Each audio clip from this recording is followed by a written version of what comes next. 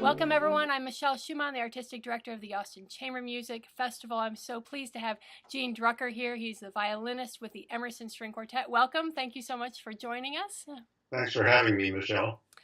And the Emersons came and played the festival a number of years ago. I'm so thrilled to have you come back. It was one of our most successful concerts, and it was just fabulous. So it's really a thrill for me to have you all come back. And for a quartet like the Emersons that has done, you've done everything. You've played everywhere. You've played so much repertoire. I kind of wanted to dig in some of the things that you do that are, I guess, unusual to quartets, and just see and talk about that a little bit. For one thing, the quartet stands often, and I wanted to see how you came about that decision and how it affects the playing, and just get your take on that. Well, actually, I should mention that we no longer play standing. Well, then we can talk about that Last change year, too. in 3 or 4 months, 15, 16 months, we have not been standing. And I can explain why we began to stand and why we stopped standing, if it's still of interest. I think it's interesting. I think it's interesting. We play seated the way most quartets do. But it started around the year 2001 or 2, the 2001-2 season. It was actually the idea of our cellist at the time, our longtime cellist, David Finkel, even though he wasn't the one who would be standing. But we were playing a series of 3 concerts to celebrate our 25th anniversary season. And those programs were scheduled in London, but also in New York for Alice Tully Hall, part of Lincoln Center. And that was before Tully Hall was renovated. The acoustics there are really superb now.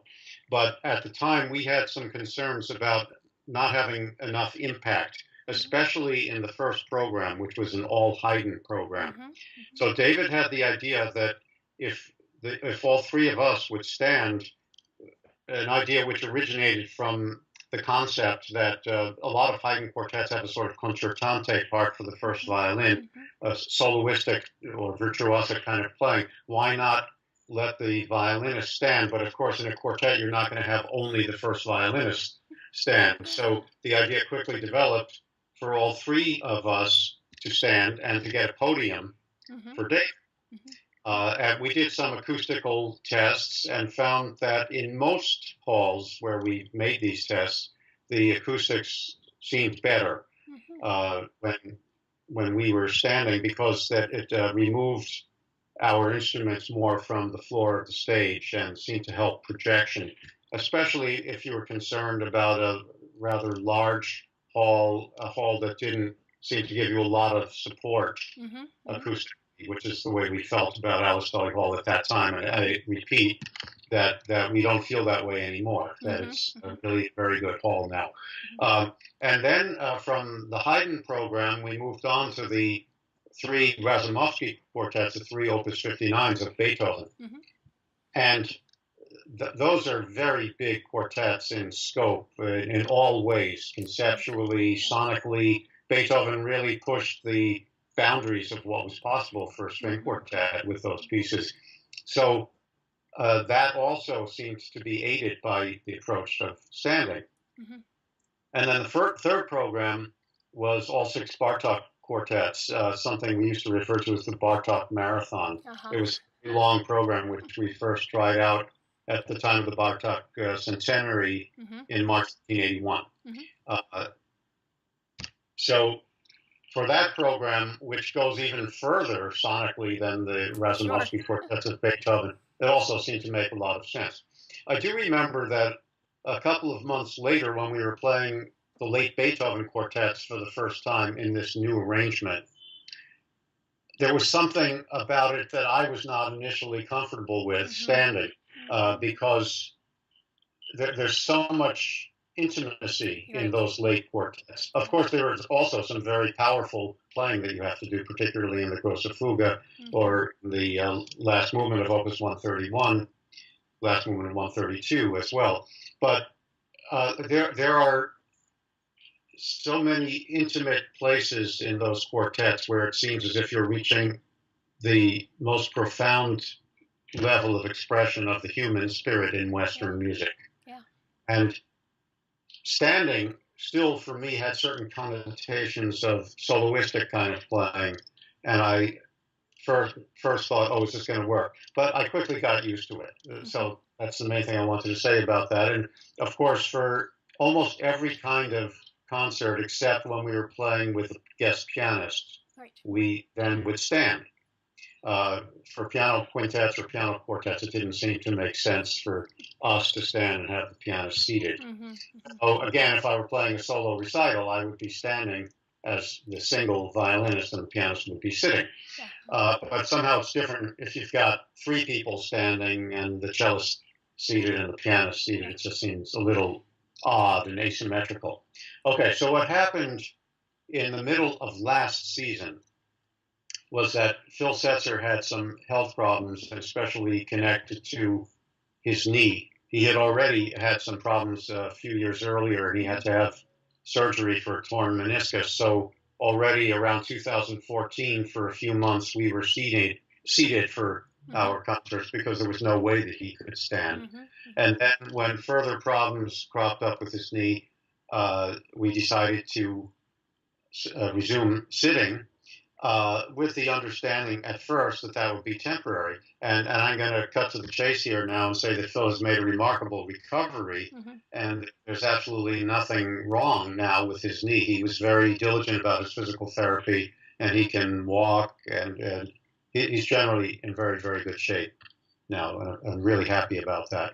But in the meantime, Paul Watkins, who's been playing with us for about 5 years now, confessed to us that he was happier acoustically with having us seated all on the same level rather than three of us standing, even if he was on a podium, because it had nothing to do with how much attention each person would attract during performance. It had to do with his ability to really hear us very well while we were playing.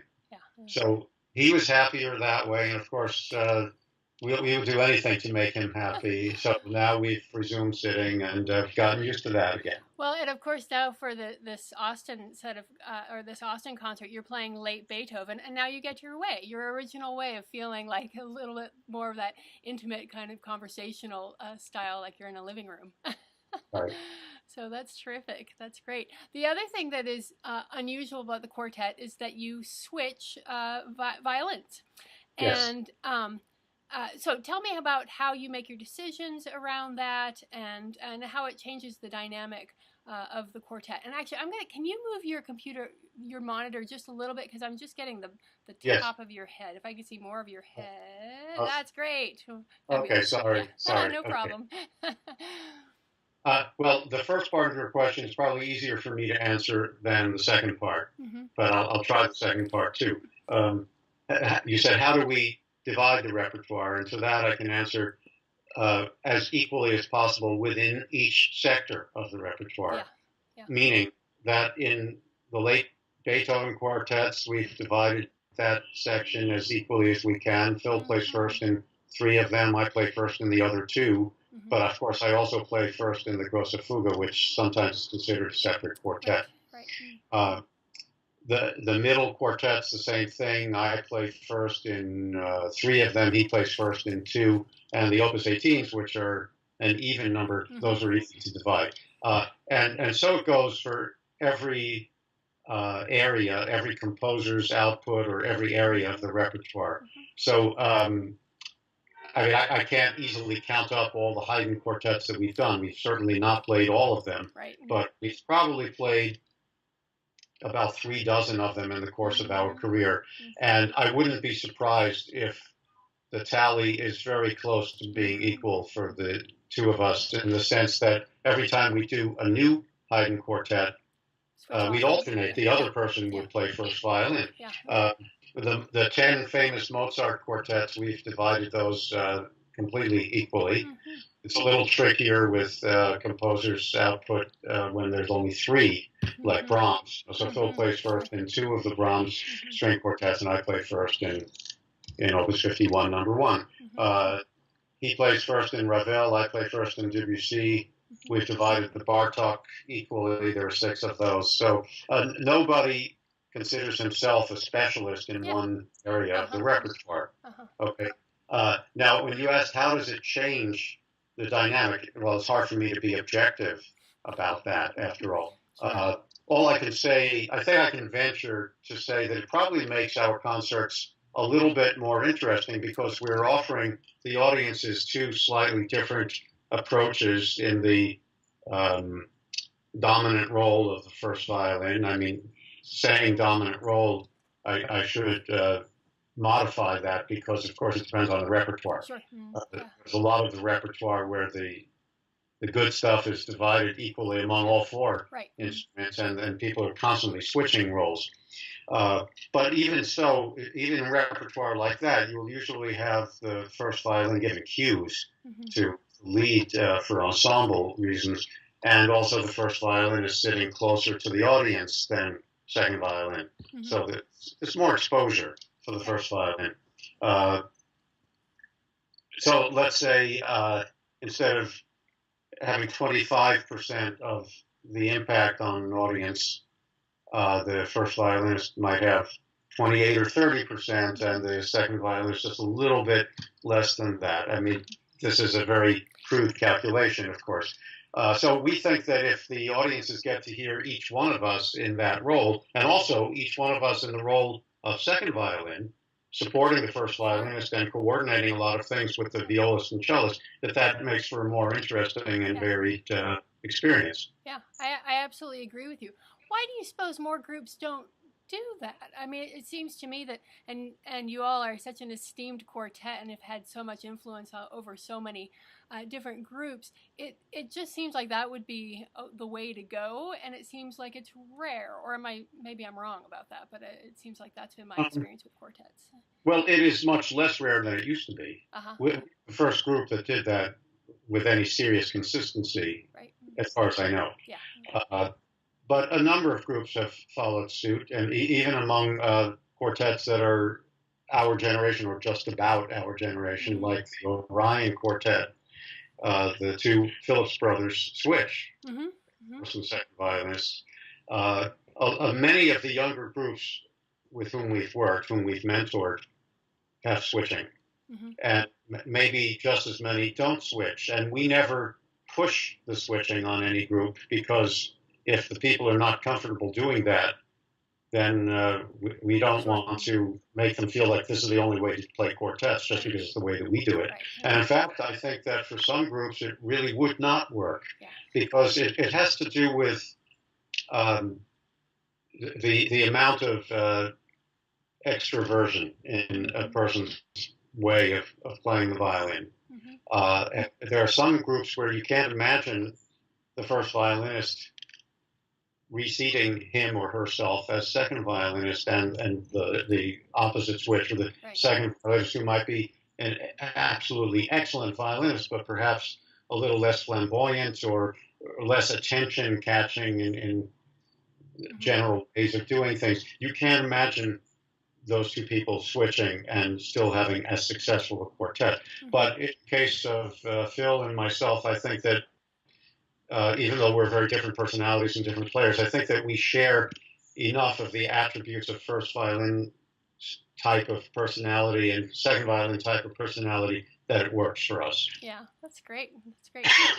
Tell me a bit about your violin. You know, people get obsessed with Stradivarius violins and are fascinated by the instruments and seeing them and talking about how valuable they are. So tell me a little bit about your instrument. And also I know that you have another violin, and you all share the maker in the quartet, except for the cellist. So if you can talk a little bit about that, that would be fun for us. Yes. So I have an early Strat. It was made in 1686. And it was around the year 1700 that Stradivari discovered what was called what he discovered. Let me start over again. It was around the year 1700 that the golden period began. And it's called golden period because around that time, Stradivari had discovered the ideal proportions for making a violin, both for quality and for projection. So my violin predates that. It's maybe not the most powerful instrument, but I've done everything I can in terms of setup to get the maximum power without sacrificing its beautiful vocal quality, because it really does have certain characteristics that I strive for, especially when it's in a good adjustment. It has what I might consider the potential to sound like a beautifully trained human voice, singing voice. You know, and I mean, it's somewhat of a cliche, but I'm sure you've heard string players and other musicians, other instrumentalists also saying that they like to emulate singers. Sure, it's the model. Yeah. Yeah. I mean, especially not so much perhaps for passage work, though some singers do amazing coloratura work, but more for the way of shaping a phrase, a melodic line. Yeah. And just giving an emotional imprint to everything that you're doing. This is something that we all try to do when we're playing beautiful lyrical music, especially the music from the 18th, 19th century, even a lot of music from the 20th century as well. We try to sound like singers. And I feel I can do that more successfully with my Strad. Now, the other instruments in the quartet, first of all, David Finkel, who played with us for 34 years, well, the last 20 or so of those years, he was using a cello, wonderful cello by Samuel Zygmuntovich, one of the most gifted luthiers on the scene nowadays, and he's one of the great violin makers in the world. He's based in Brooklyn, New York. David absolutely swears by this instrument, and he basically stopped playing his Guadagnini, his old Italian instrument that he had been using before. He does occasionally use that, but much more frequently the Zygmuntovich. And then the rest of us followed suit. You know, Phil, I guess, was the next one. Phil Setzer got a very fine violin made by Samuel Zygmuntovich. And then I got a violin in the year 2002, and Larry Dutton got his amazing viola the following year, 2003. So I went through a lot of evolution with this violin that Sam made for me. And in fact, it was the subject of a book that was called The Violin Maker by a writer named John Marchese. It was all about Sam Zygmuntovich, but it was also an introduction for people who are not familiar with this whole ethos, this whole world of violin making and violin aficionados, for people to learn much more about why there is this mystique about the Cremonese violins from the 17th and 18th centuries. So it's sort of like a crash course in what makes these violins from the past so special, and what some of the top makers nowadays are doing when they model their instruments after the instruments from the past, but perhaps introduce certain innovations as well. And the narrative thread for that book was the making of my violin. So it was very nice. So I became like the number 3 figure in that book. First was Sam Zygmuntovich himself. The second was the writer, John Marchese, and his learning about this whole process. What's the name of that book? We'll make sure that we have a link so that people can check it out too. What's the name again? It's called The Violin Maker. Great. I will check that out. That would be really a fun thing to kind of share with people and continue that conversation. So I just want to point out that I have made a number of recordings with that violin, and then 5 years later, Sam knew that I wasn't totally comfortable or satisfied with that violin, so he effected a 3-way trade between me and 2 other violinists. One of whom was Joshua Bell. So we did sort of round robin trade of 3 Zygmuntovich violins, and I ended up with a Strad model. Previously, he had made me a Guarneri model, and the Strad model was very interesting to me. I used it for a prospective series of concerts that we had at Carnegie Hall back in June 2007. We played 8 or 9 concerts in the big hall at Carnegie, and I used that violin for all of them, and I continued using it for a while. and made some more recordings with it. But basically, then went back more to my Strat for the overwhelming of our concerts, with certain exceptions. There were some tours where I did bring the Zygmuntovich along, and I got used to playing it again. The most recent one of those being a couple of years ago for a European tour. And I should mention that in the meantime, I got yet another violin by somebody who had briefly worked with Sam Zygmuntovich. He's based in Idaho. His name is Ryan Soltis, and he's definitely one of the up-and-coming makers. And this is a very beautiful new violin that I've had for a couple of years now, and it's also modeled after a violin by Joseph Guarneri del Gesù. I keep looking for that ideal combination of power, and quality, and always trying to get the most not only out of an instrument but out of myself as a player. Yeah. Well, we can't wait to meet your instruments and see you again and hear the quartet. It's just going to be great here in just a little while. Thank you so much for taking time to chat with us. I can't wait to see you very soon. Okay, well, thank you for your interest, Michelle. All right, we'll see you soon. Thanks so much.